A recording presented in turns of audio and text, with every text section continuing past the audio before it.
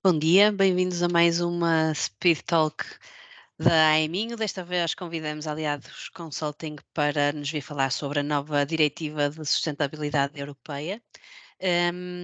Temos connosco a Margarida Mendes. Margarida, muito obrigada por estar aqui e deixo consigo agora falar sobre o que é isto da aprovação da CSRD. Isto é um bocado complicado. Deixo consigo agora explicar aos nossos ouvintes de que é que isto se trata. Ok. Olá, muito bom dia a todos. Obrigada pela introdução e obrigada, Evelyn, pelo convite. Sim, claro. Gostamos sempre de ajudar naquilo que podemos. Vou então partilhar só aqui no instante uma apresentação para. Ui, creio que pus mal. Não. Nós já estamos a ver. O que veio? Não parecia que estava assim ao bocado, mas conseguem ver apenas a apresentação, certo? A apresentação e com a sua câmara do lado direito. Ok, perfeito. Muito obrigada. Então, o que é esta nova diretiva de reportes de sustentabilidade? Primeiro, vou só passar muito rápido os olhos pela agenda destes próximos 30 minutos para que possamos estar todos a par daquilo que se vai passar. Então, primeiro irei dar um pouquinho de contextualização sobre quem é que é a Aliados Consulting, quais áreas de intervenção, qual é que é a nossa visão relativamente à sustentabilidade, que é muito importante para realmente introduzir o tópico que nos trouxe aqui, que é a Corporate Social Responsibility Directive.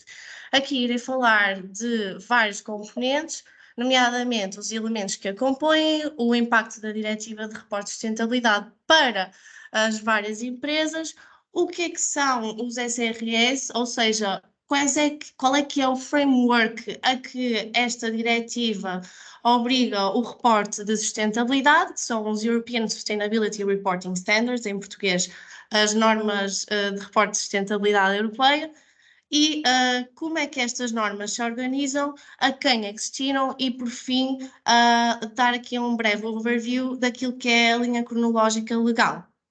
Por fim, irei então terminar esta Speed Talk com um desafio um pouco mais interativo para podermos refletir sobre quais é que são as novas oportunidades que se sucedem desta obrigação. Então, Aliados Consulting. Temos várias áreas de intervenção na Aliados, todas elas se focam numa visão de inovação para as empresas. Onde realmente a sustentabilidade é vista como um novo combustível do capital. Entre elas, temos então a área dos incentivos financeiros e fiscais, aqui numa ótica de sustentabilidade mais económica. Temos a questão do desenvolvimento económico e social, onde trabalhamos com organizações governamentais e não governamentais, sempre aqui na ótica da sustentabilidade, um pouquinho também a trazer aqui a dimensão do social e inovação e empreendedorismo, onde trabalhamos, entre outros, com universidades dentro desta área de intervenção e temos a questão da sustentabilidade, transição climática e economia circular, que é realmente a área de intervenção que mais me dedico e que compõe este conceito de sustentabilidade, que já agora aproveito para frisar que é uma sustentabilidade holística que abrange várias dimensões, sendo ela a dimensão social, a dimensão económica e, obviamente, a questão da dimensão ambiental. Outro conceito bastante importante de refletir ainda aqui nesta fase da Speed Talk é o conceito de ESG. ESG compõe a parte do environment, a parte do social e ainda a parte do governance. É muito importante, pois a diretiva reflete bastante sobre este conceito e como a transpor para o relato não financeiro das empresas. Pronto. Relativamente, então, à questão do foco da sustentabilidade empresarial. Nós acreditamos que esta pode ser realmente trabalhada por diferentes prismas. O primeiro e um dos mais importantes é realmente a realização de um plano estratégico ESG, conceito que ainda há pouco falei. Entre outras atividades, aqui uma das principais é realmente a identificação de eixos prioritários de uma estratégia de sustentabilidade que pode ser realizado entre muitas formas, mas também a partir, por exemplo, da elaboração de uma matriz de materialidade. Realizamos identificação de ODS prioritários, sempre com o intuito de, primeiramente, realizar um diagnóstico interno e externo onde se suceda um benchmarking de melhores práticas nacionais e internacionais, uma escutação de stakeholders-chave, para, no fundo, obtermos aquilo que nós chamamos de Business Sustainability Insights e alavancar as empresas para o posicionamento que realmente querem ter a nível da sustentabilidade. Outros dos pontos importantes, outro prisma importante é o plano de descarbonização, muito ligado à questão de atingir neutralidade carbónica. Passamos por o cálculo da pegada carbónica para a realização do roadmap para a descarbonização, onde incluamos processos e comportamentos com impacto direto na redução das emissões de gases de efeito de estufa. Outro prisma bastante importante e especialmente para aliados é a questão da circularidade, muito conectada aqui com o anteriormente falado da sustentabilidade vista como novo combustível do capital, numa ótica em que acreditamos que é possível passar passivos a ativos junto das empresas, através de um programa de desenvolvimento de ciclo de vida e circularidade do produto. Realizamos também a análise da cadeia de valor, mapeamento de fluxos de entrada e saída e posterior elaboração do plano de valoração de excedentes e resíduos. Por fim, mas não menos importante, é a questão da capacitação organizacional e da cadeia de valor para a sustentabilidade, porque esta plano de ação para a sustentabilidade deve ser algo que é colaborativamente realizado. Nesse sentido, é importantíssimo capacitar os stakeholders sobre as temáticas ESG para que haja um alinhamento desta visão entre todos os intervenientes interessados, assim como o desenvolvimento e implementação de práticas de procurement sustentável, nomeadamente sourcing sustentável, ou até mesmo a realização de eventos e formações de capacitação para estas temáticas, como é o caso de, por exemplo, bootcamps de circularidade ou de sustentabilidade. Passando então agora para o principal foco deste Speed Talk, a Corporate Social Sustainability Directive. Antes de realmente passar para a explicação, acho importante perceberem de onde é que esta diretiva surgiu. Em mais ou menos abril do ano passado, a Comissão Europeia lançou um comunicado com aquilo que se chama de Sustainable Finance Package, para cumprir os objetivos ambiciosos a nível de resposta climática e cumprir o EU Action Plan on Financing Sustainable Growth. Este package, então, inclui várias diretivas que, como um bolo, têm o objetivo de tornar a atividade económica mais sustentável.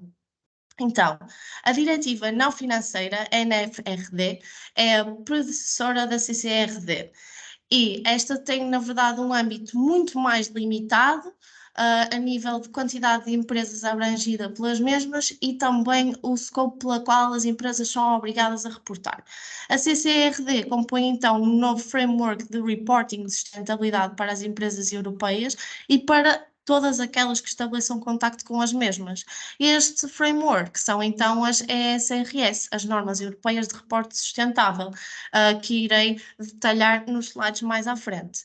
A estas normas acresce o Regulamento de Divulgação de Finanças Sustentáveis, conseguem ver aí no quadrado verde, que é o SFDR. Ao abrigo deste regulamento, os gestores de ativos têm de divulgar os seus riscos, políticas e resultados em matéria ESG. O objetivo é sensibilizar os clientes europeus para o impacto dos investimentos e facilitar a comparação de produtos financeiros em termos de sustentabilidade, ou seja, aqui muito mais direcionado para o mercado financeiro. E por fim, não, desculpem, e ainda se acresce a taxonomia verde, aí do lado direito. Este é um sistema de classificação que pode ser utilizado para indicar se um produto financeiro ou investimento é ambientalmente sustentável. Desta forma, cria aqui uma rede de segurança para os investidores, protege-os e aos consumidores finais de práticas de greenwashing, ajuda as empresas a tornarem-se mais environmentally friendly e mitiga a fragmentação do mercado, auxiliando o deslocamento de investimentos para onde estes são realmente mais necessários. Por fim, temos ainda a CCDD, que na verdade foi aprovada no mês passado, em 22 de fevereiro. Esta Corporate Sustainability Due Diligence também tem um objetivo comum do restante package, no entanto, bastante mais orientado para a questão dos direitos humanos. Passar então agora para mais foco na CCRD. O grande desafio prende-se, como eu já disse, com o facto de que esta abrange um número muito maior de empresas. Aliás, estima-se que na União Europeia sejam mais das que já eram obrigadas, 49 mil empresas. A nível de impacto, as empresas são obrigadas a comunicar os principais impactos negativos, reais e potenciais relacionados com as atividades da empresa, através de uma novidade que é a análise de dupla materialidade. Capta aqui, então, não só o impacto financeiro, como também o impacto no ambiente e na sociedade, numa perspectiva multi-stakeholder, ou seja, ao longo da cadeia de valor da empresa.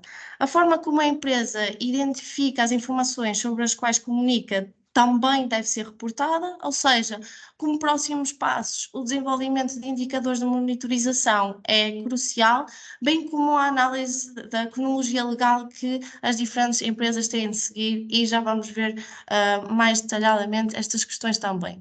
Aqui, este slide é mesmo para frisar que é realmente um impacto a 360 graus em toda a empresa.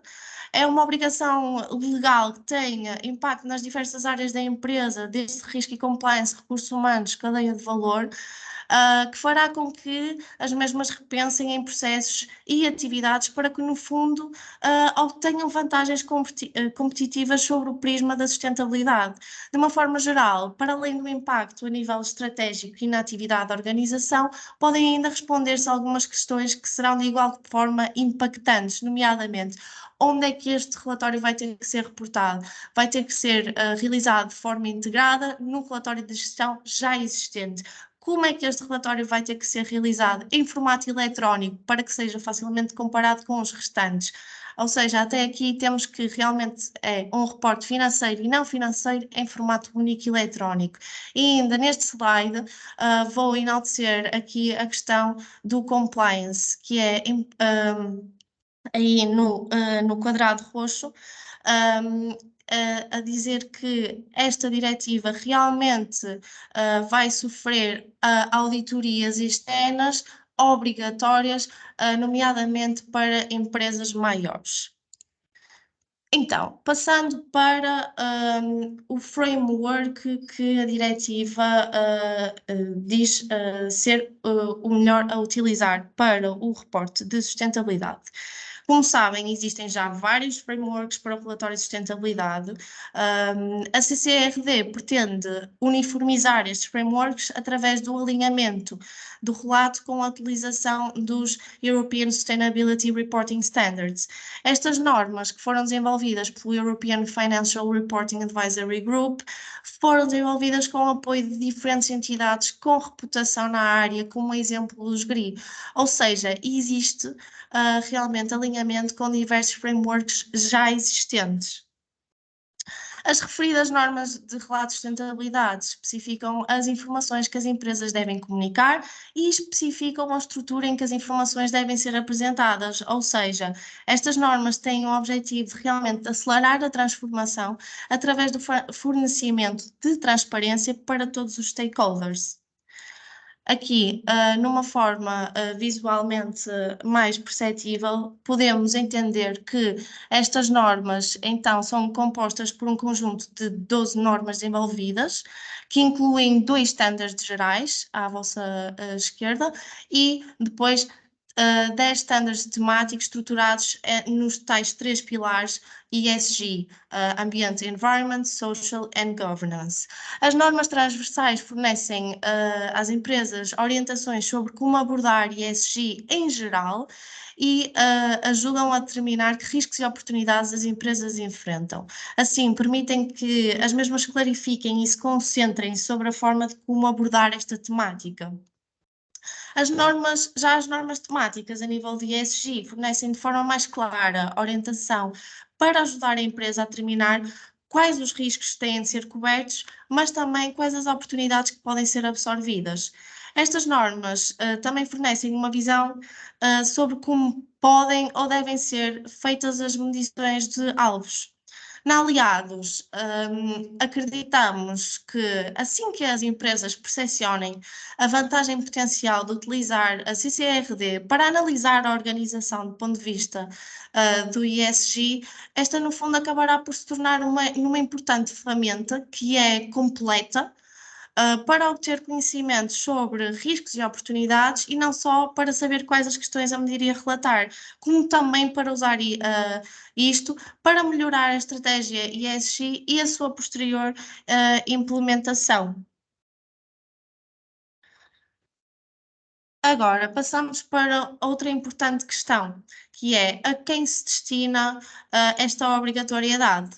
A diretiva informa que as ESRS têm de ser utilizadas por estas empresas, que são 3 grandes grupos de empresas. Todas as empresas grandes e mais cotadas da UE, incluindo PMEs cotadas e não as microempresas, sendo que aqui a configuração é definida pela União Europeia e todas as grandes empresas são aquelas que cumpram 2 dos 3 requisitos que se encontram aí no quadrado superior direito, 250 trabalhadores durante o ano financeiro, um balanço total de 20 milhões ou um turnover líquido de 40 milhões, ou seja, 2 destes 3 requisitos irão compor aquilo que é uma grande empresa.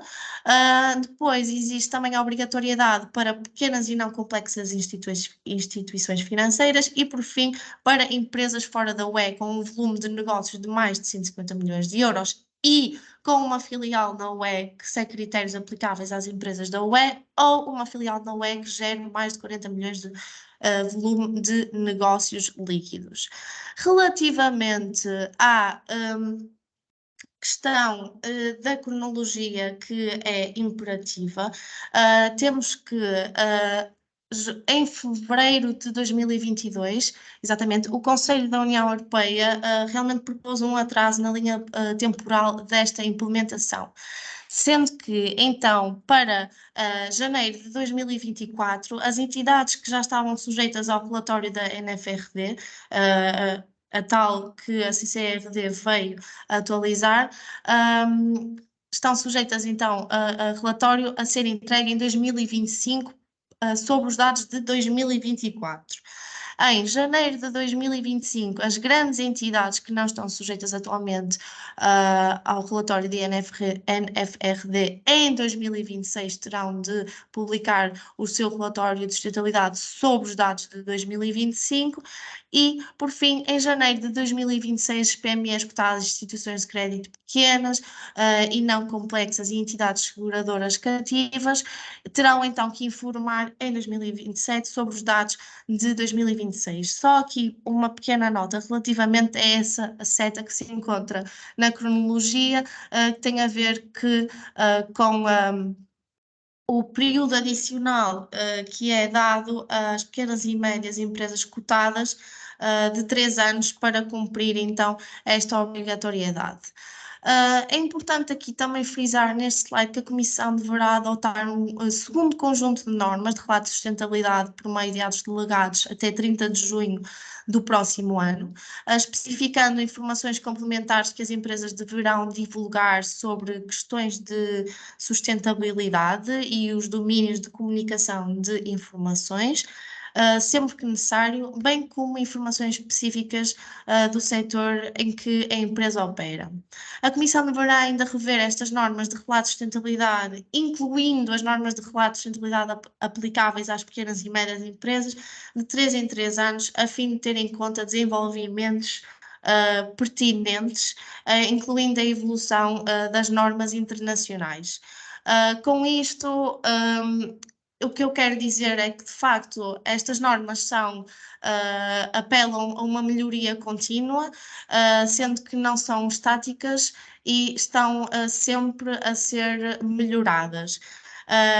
Começar o mais cedo possível não só proporciona prontidão para o relatório que estará prestes a ser solicitado por lei, como também irá fornecer orientações para ancorar a sustentabilidade nas diversas organizações e transformar as empresas para o futuro, sendo que realmente não é visível a necessidade nem a possibilidade de esperar, pois todas as organizações devem agir para o impacto hoje.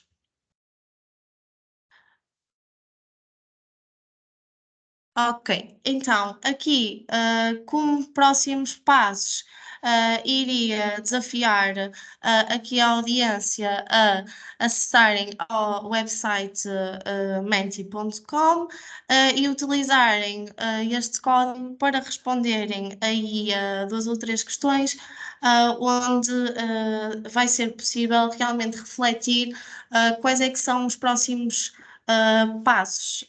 Se calhar agora faço uma pequena espera de 2 ou 3 minutos e depois apresento os resultados.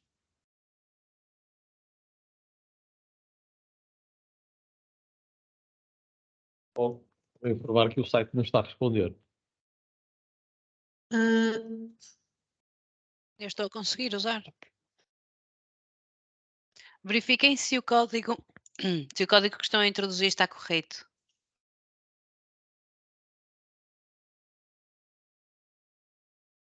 No meu caso, é a própria página que não responde, nem sequer me pede o código.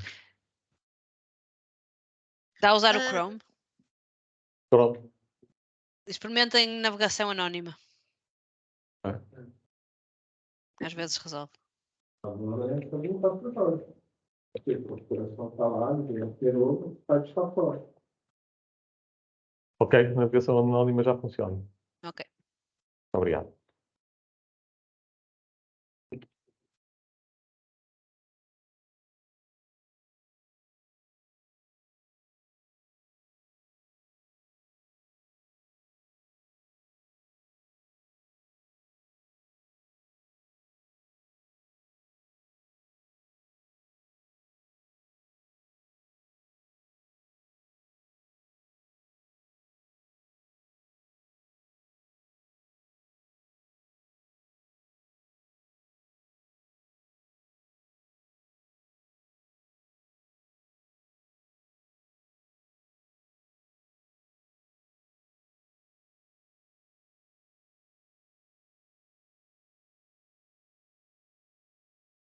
Ok, irei então agora apresentar os resultados das respostas.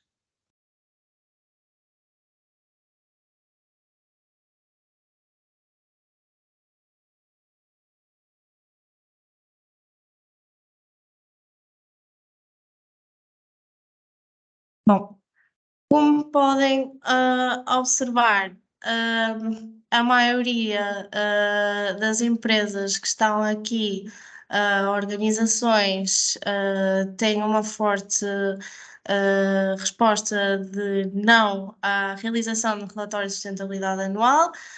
Diria que isto demonstra uma certa imperatividade no desenvolvimento de um diagnóstico interno a nível de criação de mecanismos de monitorização para a posterior realização do relatório de sustentabilidade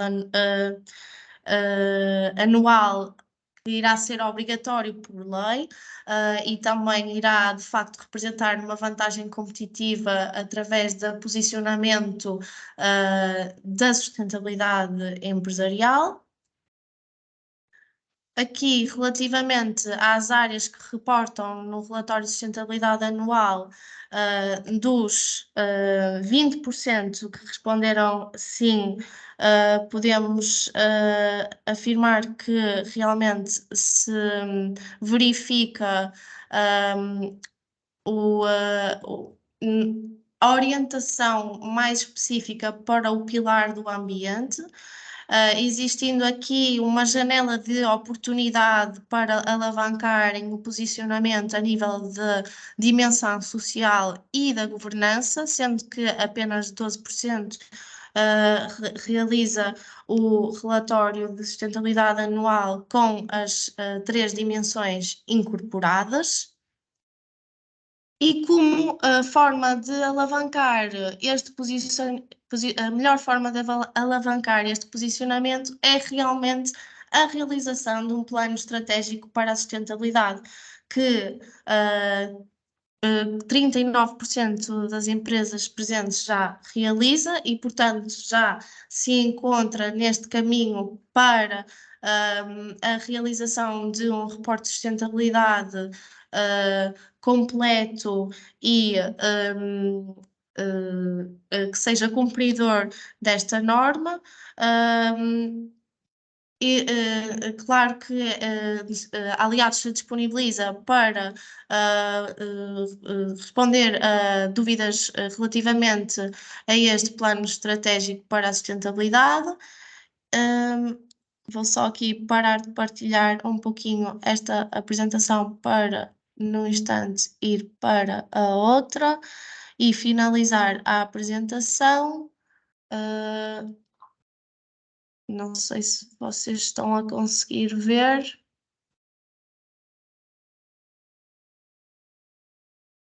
Sim. Ok. Só Sim, nos tem. mas tens que Isso pôr já em está. modo de apresentação, sim.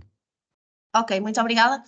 Então, para terminar, queria comentar aqui com algumas mensagens-chave que Põe em modo de realmente... apresentação, Margarida. Ok, obrigada. E agora?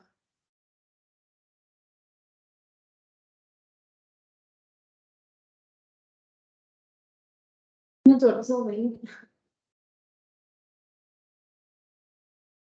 Ele está com o ecrã errado. Isso já Já está. percebi. Obrigada. Queria só dizer aqui algumas keynotes finais essenciais para esta Speed Talk, que é realmente o cumprimento adiantado desta diretiva oferece realmente muitas vantagens. Novos conhecimentos irão surgir quando as empresas se aperceberem dos indicadores não financeiros relacionados com as suas atividades empresariais. Por exemplo, desde novas oportunidades de poupança de custos, redução de energia é um dos mais fáceis de percepcionar, e inovações no processo de produção por via da circularidade, por exemplo, são realmente janelas de oportunidade a não passarem despercebidas.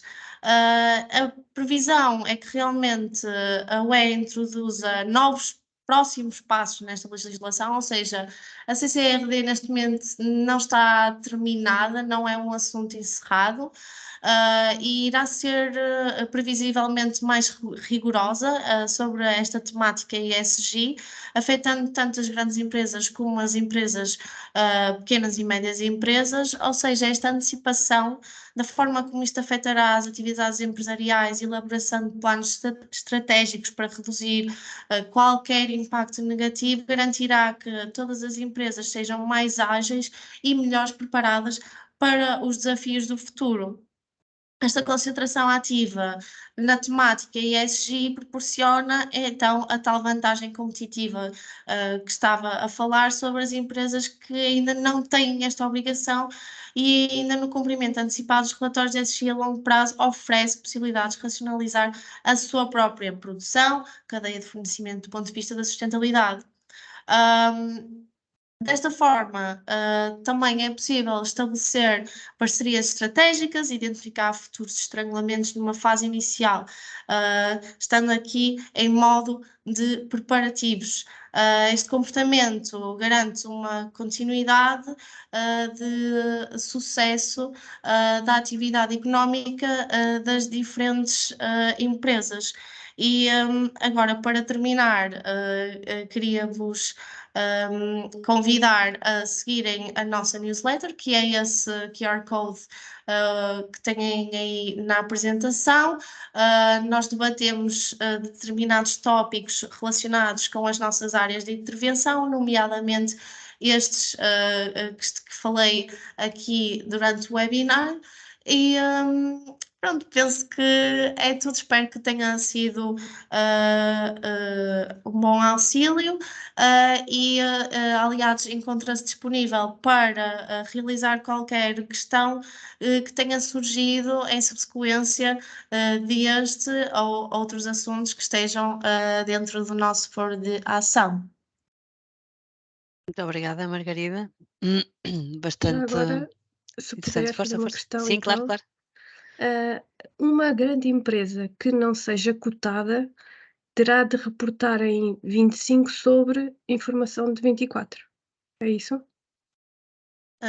Ora bem, sim, podemos se calhar ir diretamente aqui ao slide para explicar de melhor forma. Se ainda houver tempo. Sim, Creio que temos. sim. Temos.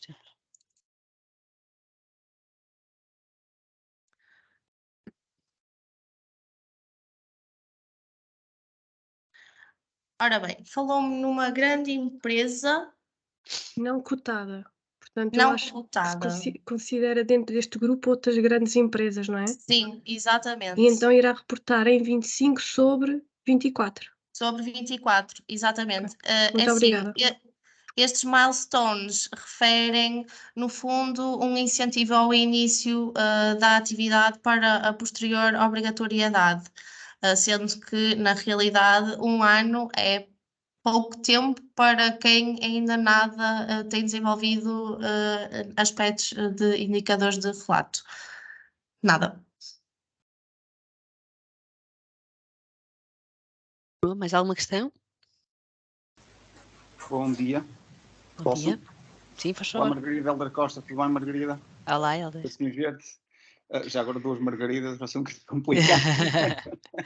Margarida, neste caso Mendes, eu tinha aqui uma questão muito rápida, que é em relação aos relatórios de sustentabilidade que são já reportados segundo as diretrizes da GRI. A pergunta que eu faria, e alguma coisa que eu tenho dúvida aqui, é as empresas e organizações já reportam neste referencial qual é a necessidade de adaptação a esta nova diretriz da União Europeia. Eu já estive a estudar assim, alguns pontos, mas ainda não consegui chegar aqui a uma conclusão definida. Eu sei que ela é baseada, esta diretiva é baseada na GRI, muitos dos indicadores, dos âmbitos são semelhantes, mas queria saber também a tua opinião, também para formar aqui um bocado a definição do meu estudo. Obrigado. Parabéns pela apresentação. Ora bem, obrigada pela pergunta. É uma excelente pergunta, porque, inclusivamente, por acaso não sei se disse, mas os SRS foram desenvolvidos por o EFRAG em conjunto com outras entidades, nomeadamente os GRI. E em que é que isto sucede na prática? Existe, de facto, tabelas que alinharão estes dois frameworks, sendo que, no fundo, quem realiza o reporte de sustentabilidade pelos GRI irá ter possibilidade de ter já alinhado o cumprimento da diretiva. Tudo indica nesse sentido. Agradecido.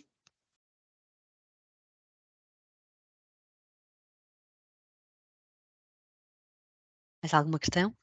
Sim, eu gostava de fazer uma questão. Força. Muito bom dia a todos. Margarida, gostei muito da sua apresentação. Muitos parabéns. Eu estou a falar do município de Oeiras. Eu sei que as ESG são dirigidas ao mundo empresarial, mas gostava de saber a opinião da Margarida. Como é que um município pode olhar para as ESG, para a sua realidade? Qual é a abordagem que deve ser feita?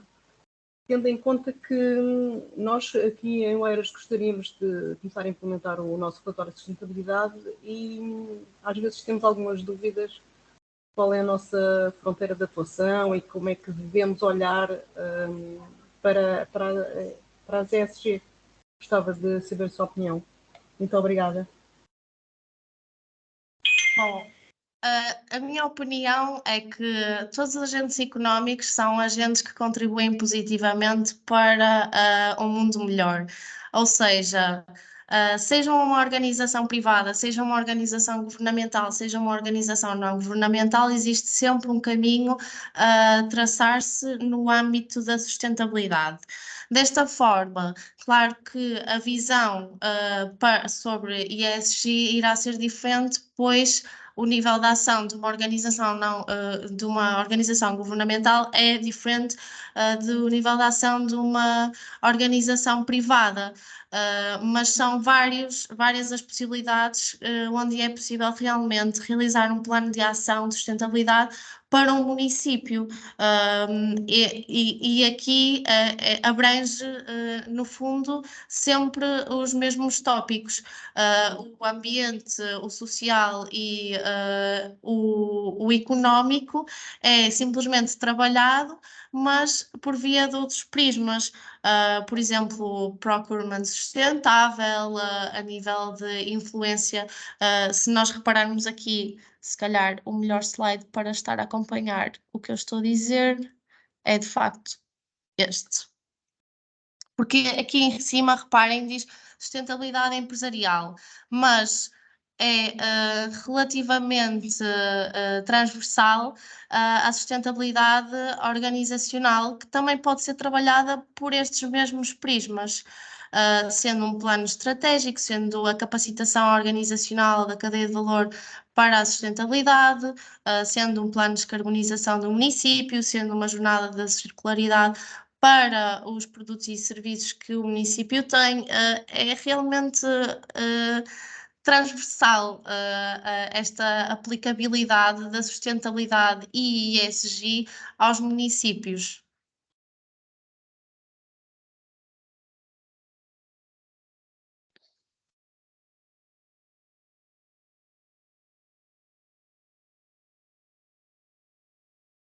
Feito.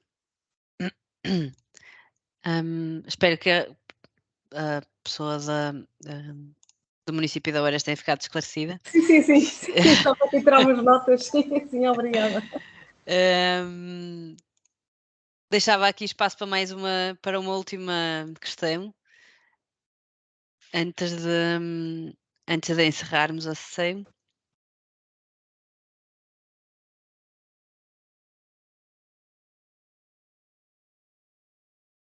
Bom, parece que já temos a nossa audiência satisfeita. Margarida, resta-me agradecer-lhe mais uma vez a sua disponibilidade. Muito obrigada pelo tema tão interessante.